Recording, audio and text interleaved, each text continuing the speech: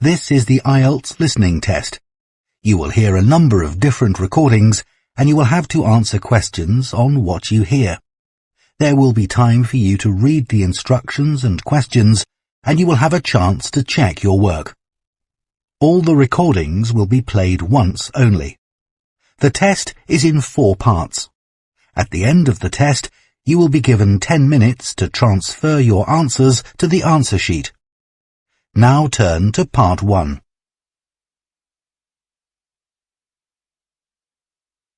Part 1. You will hear a man asking about voluntary work in the village that he has just moved to.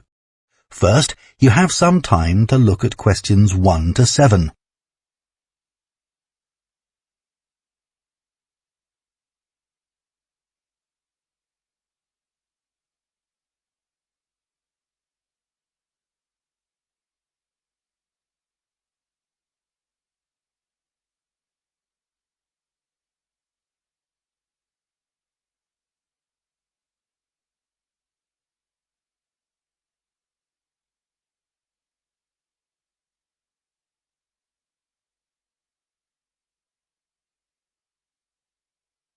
Now listen carefully and answer questions 1 to 7. Hello, Jane Fairbanks speaking. Oh, good morning. My name's Frank Pritchard. I've just retired and moved to Southoe. I'd like to become a volunteer, and I gather you coordinate voluntary work in the village? That's right. What sort of thing could I do? Well, we need help with the village library. We borrow books from the town library, and individuals also donate them. So one thing you could do is get involved in collecting them, if you've got a car, that is. Yes, that's no problem. The times are pretty flexible, so we can arrange it to suit you. Oh, another thing is the records that we keep of the books we're given, and those we borrow and need to return to the town library. It would be very useful to have another person to help keep them up to date. Right. I'm used to working on a computer. I presume they're computerized? Oh, yes. Is the library purpose-built? I haven't noticed it when I've walked around the village. No, we simply have the use of a room in the village hall. The West Room. It's on the left as you go in. Oh, I must go and have a look inside the hall. Yes, it's a nice building. Do you run a lunch club in the village for elderly people? I know a lot of places do. Yes, we have a very successful club. I could help with transport, if that's of any use. Oh, definitely. People come to the club from neighbouring villages, and we're always in need of more drivers. And does the club have groups that focus on a particular hobby, too? I could get involved in 1 or 2, particularly if there are any art groups. Excellent. I'll find out where we need help and get back to you. Fine. What about help for individual residents? Do you arrange that at all? Yes, we do it as a one-off. Oh, in fact, there's Mrs. Carroll. She needs a lift to the hospital next week, and we're struggling to find someone. When's her appointment? On Tuesday. It would take the whole morning. I could do that? Oh, that would be great. Thank you. And also next week, we're arranging to have some work done to Mr. Salisbury's house before he moves, as he isn't healthy enough to do it himself. We've got some people to decorate his kitchen, but if you could do some weeding in his garden, that would be wonderful. OK, I'd enjoy that. And presumably the day and time are flexible? Oh, yes. Just say when would suit you best, and we'll let Mr. Salisbury know. Good. Before you hear the rest of the conversation, you have some time to look at questions 8 to 10.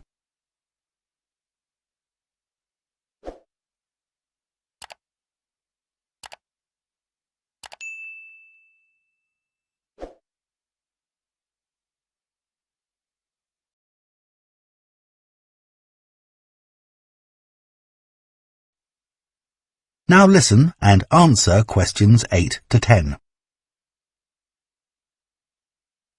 The volunteers group also organises monthly social events, which is a great way to meet other people, of course.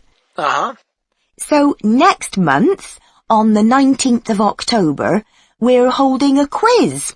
A couple of residents are great at planning unusual ones, and we always fill the village hall. That sounds like fun. Can I do anything to help? Well, because of the number of people, we need plenty of refreshments for halfway through. So if you could provide any, we'd be grateful. I'm sure I could. I'll think about what to make and let you know. Thank you. Then on November the 18th, we're holding a dance, also in the village hall. We've booked a band that specialises in music of the 1930s.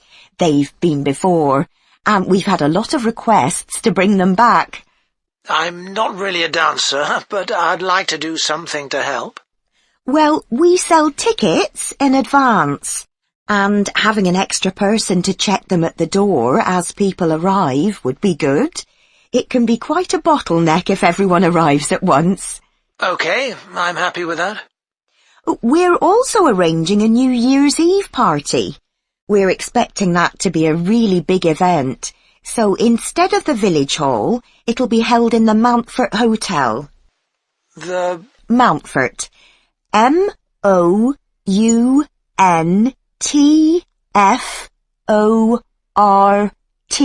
Hotel.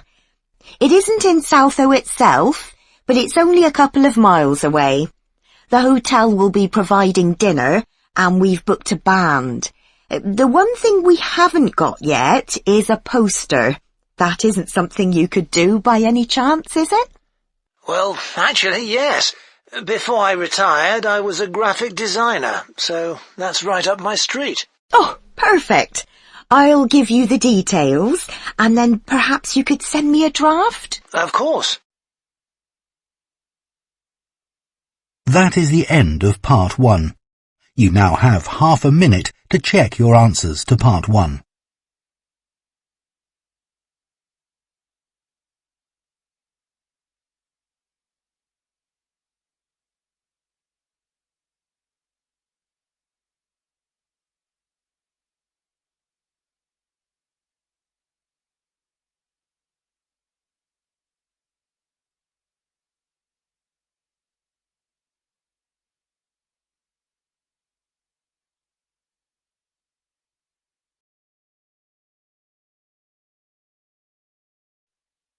Part 2. You will hear a guide at a tourist attraction called Oniton Hall talking to a group of visitors. First, you have some time to look at questions 11 to 14.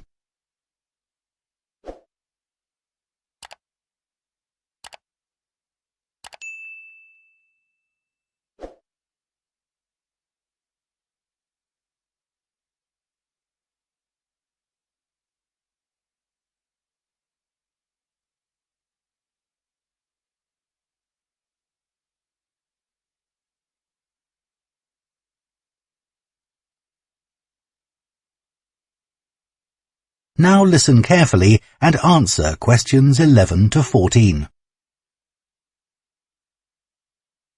Good morning, and welcome to Oniton Hall, one of the largest estates in the area. My name's Nick, and I'm one of the guides. I'll give you a brief introduction to the estate while you're sitting down, and then we'll walk round. The estate consists of the house, gardens, parkland and farm, and it dates back to the 14th century.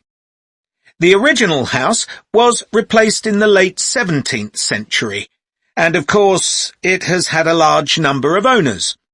Almost all of them have left their mark, generally by adding new rooms, like the ballroom and conservatory, or by demolishing others.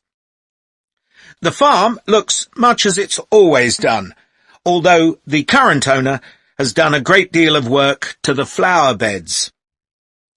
In the 17th century, The estate was owned by a very wealthy man called Sir Edward Downes.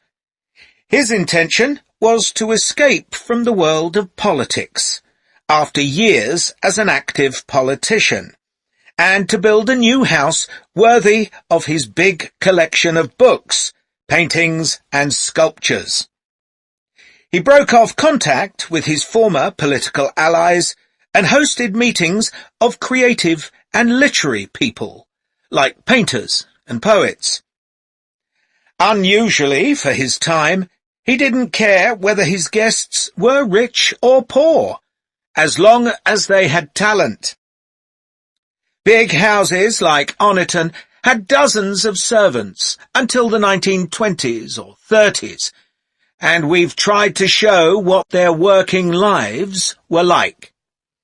Photographs, of course, don't give much of an idea, so instead, as you go round the house, you'll see volunteers dressed up as 19th century servants going about their work. They'll explain what they're doing and tell you their recipes or what tools they're using. We've just introduced this feature to replace the audio guide we used to have available. I see there are a number of children here with you today. Well, we have several activities specially for children, like dressing up in the sorts of clothes that children wore in the past. And as it's a fine day, some of you will probably want to play in the adventure playground. Our latest addition is child-sized tractors that you can drive around the grounds. Before you hear the rest of the talk, you have some time to look at questions 15 to 20.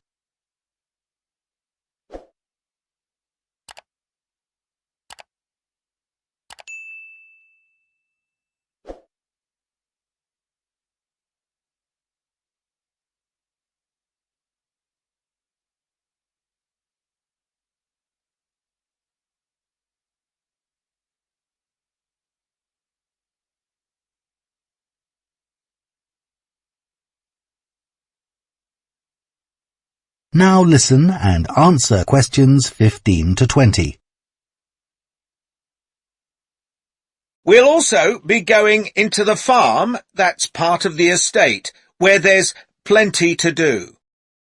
Most of the buildings date from the 18th century, so you can really step back into an agricultural past. Until recently, the dairy was where milk from the cows was turned into cheese. It's now the place to go for lunch, or afternoon tea, or just a cup of coffee and a slice of homemade cake. The big stone building that dominates the farm is the large barn, and in here is our collection of agricultural tools. These were used in the past to plough the earth, sow seeds, make gates, and much more.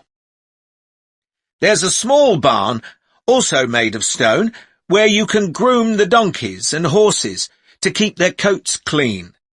They really seem to enjoy having it done, and children love grooming them.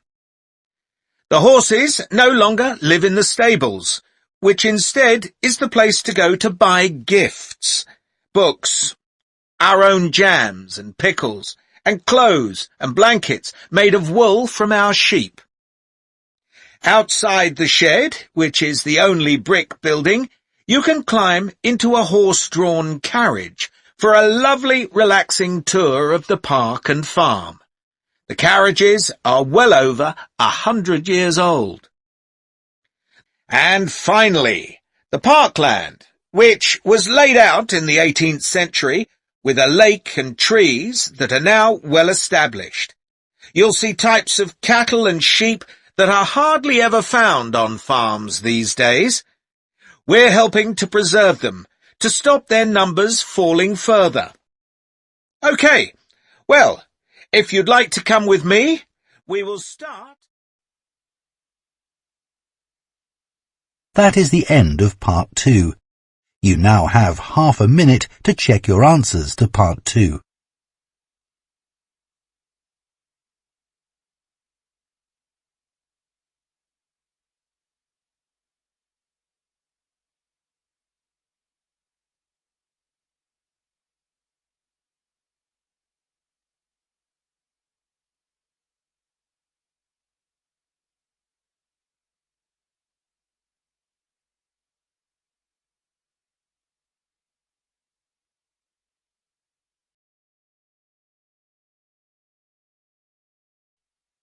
Part 3.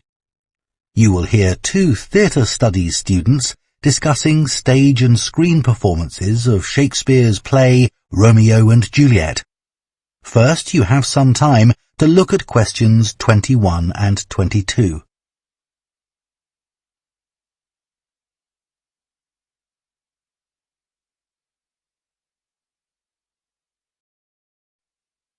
Now listen carefully and answer questions 21 and 22.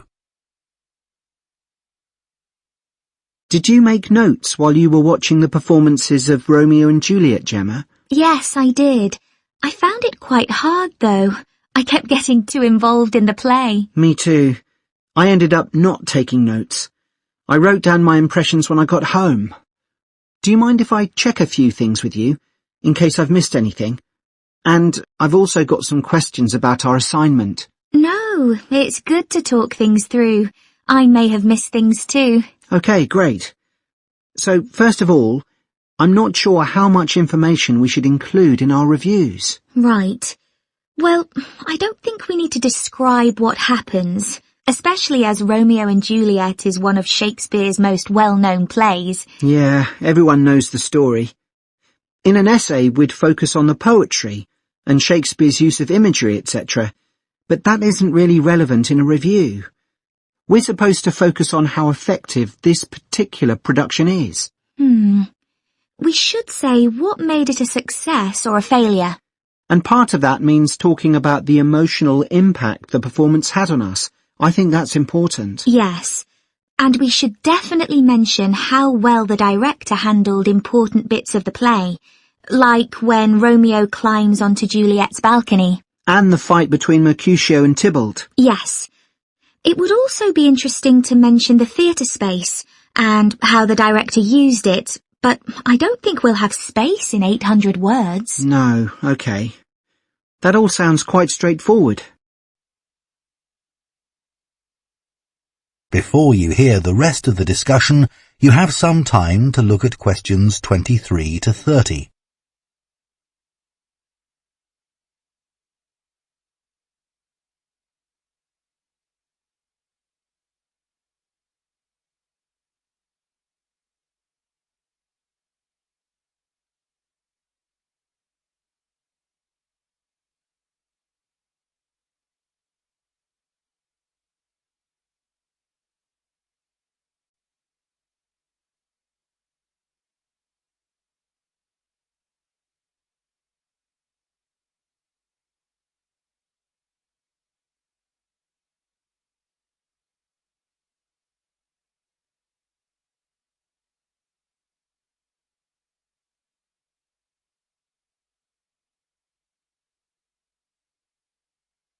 Now listen and answer questions 23 to 30. So, what about the Emporium Theatre's production of the play? I thought some things worked really well, but there were some problems too. Yeah. What about the set, for example? I think it was visually really stunning. I'd say that was probably the most memorable thing about this production. You're right. The set design was really amazing. But actually, I have seen similar ideas used in other productions. What about the lighting? Some of the scenes were so dimly lit, it was quite hard to see. I didn't dislike it. It helped to change the mood of the quieter scenes. That's a good point. What did you think of the costumes? I was a bit surprised by the contemporary dress, I must say. Yeah, I think it worked well, but I'd assumed it would be more conventional. Me too. I liked the music at the beginning, and I thought the musicians were brilliant, but I thought they were wasted because the music didn't have much impact in Acts 2 and 3. Yes, that was a shame. One problem with this production was that the actors didn't deliver the lines that well. They were speaking too fast. It was a problem, I agree. But I thought it was because they weren't speaking loudly enough, especially at key points in the play. I actually didn't have a problem with that. It's been an interesting experience watching different versions of Romeo and Juliet, hasn't it? Definitely. It's made me realise how relevant the play still is. Right. I mean, a lot's changed since Shakespeare's time, but in many ways nothing's changed. There are always disagreements and tension between teenagers and their parents. Yes, that's something all young people can relate to, more than the violence and the extreme emotions in the play. How did you find watching it in translation? Really interesting. I expected to find it more challenging, but I could follow the story pretty well. I stopped worrying about not being able to understand all the words and focused on the actors' expressions. The ending's pretty powerful. Yes, that somehow intensified the emotion for me. Did you know Shakespeare's been translated into more languages than any other writer? What's the reason for his international appeal, do you think? I was reading that it's because his plays are about basic themes that people everywhere are familiar with. Yeah, and they can also be understood on different levels. The characters have such depth. Right, which allows directors to experiment and find new angles. That's really important because... That is the end of part 3. You now have half a minute to check your answers to part 3.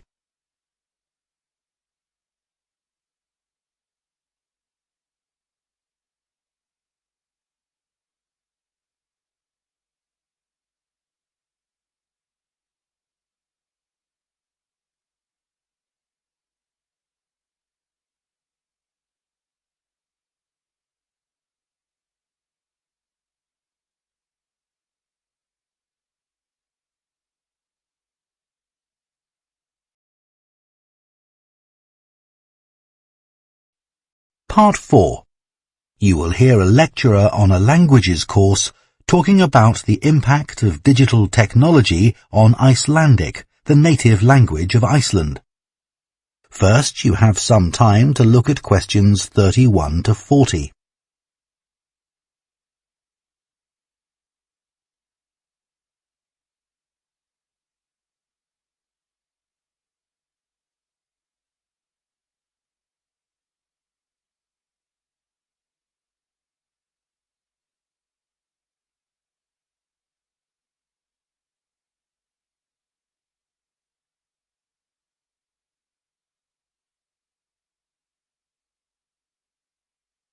Now listen carefully and answer questions 31 to 40. Right, everyone, let's make a start. Over the past few sessions, we've been considering the reasons why some world languages are in decline.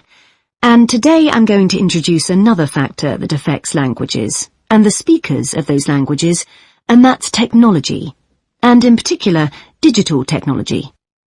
In order to illustrate its effect, I'm going to focus on the Icelandic language, which is spoken by around 321,000 people, most of whom live in Iceland, an island in the North Atlantic Ocean.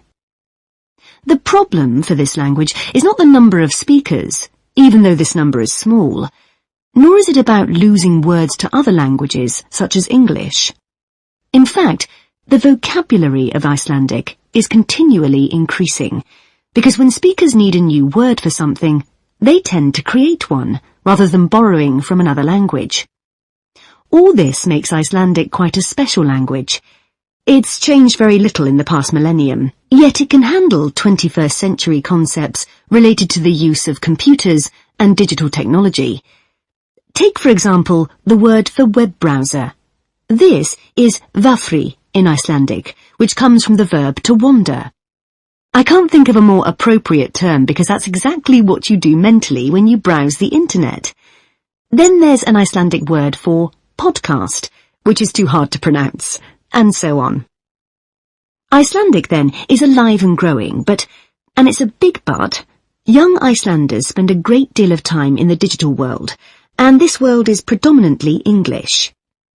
Think about smartphones. They didn't even exist until comparatively recently, but today young people use them all the time to read books, watch TV or films, play games, listen to music and so on. Obviously, this is a good thing in many respects because it promotes their bilingual skills. But the extent of the influence of English in the virtual world is staggering, and it's all happening really fast. For their parents and grandparents, the change is less concerning because they already have their native speaker skills in Icelandic. But for young speakers, well, the outcome is a little troubling. For example, teachers have found that playground conversations in Icelandic secondary schools can be conducted entirely in English, while teachers of much younger children have reported situations where their classes find it easier to say what is in a picture using English rather than Icelandic. The very real and worrying consequence of all this is that the young generation in Iceland is at risk of losing its mother tongue.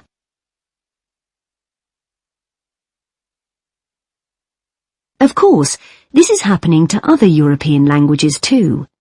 But while internet companies might be willing to offer, say, French options in their systems, it's much harder for them to justify the expense of doing the same for a language that has a population the size of a French town, such as Nice. The other drawback of Icelandic is the grammar, which is significantly more complex than in most languages. At the moment, the tech giants are simply not interested in tackling this. So, what is the Icelandic government doing about this? Well, large sums of money are being allocated to a language technology fund that it is hoped will lead to the development of Icelandic-sourced apps and other social media and digital systems. But clearly this is going to be an uphill struggle. On the positive side, they know that Icelandic is still the official language of education and government. It has survived for well over 1,000 years, and the experts predict that its future in this nation-state is sound and will continue to be so. However, there's no doubt that it's becoming an inevitable second choice in young people's lives. This raises important questions. When you consider how much of the past is tied up in a language, will young Icelanders lose their sense of their own identity? Another issue that concerns the government of Iceland is this. If children are learning two languages through different routes, neither of which they are fully fluent in, will they be able to express themselves properly? That is the end of Part 4. You now have 1 minute to check your answers to Part 4.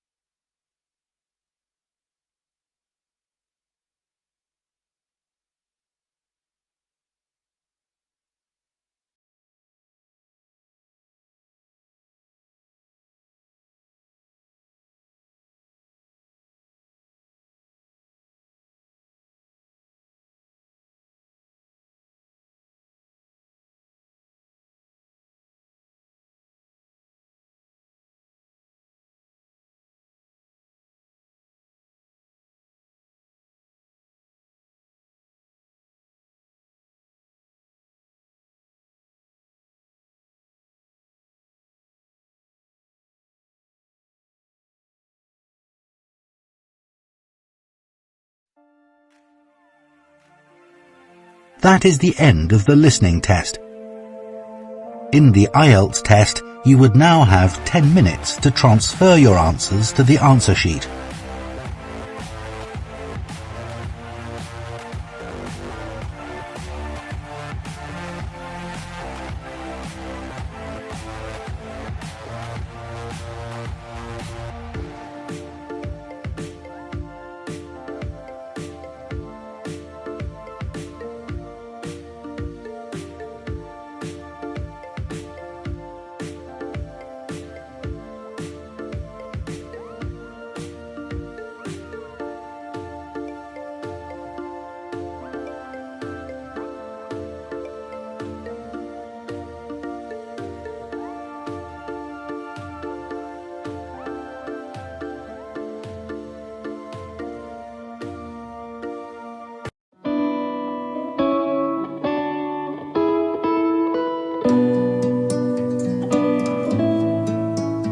Bye.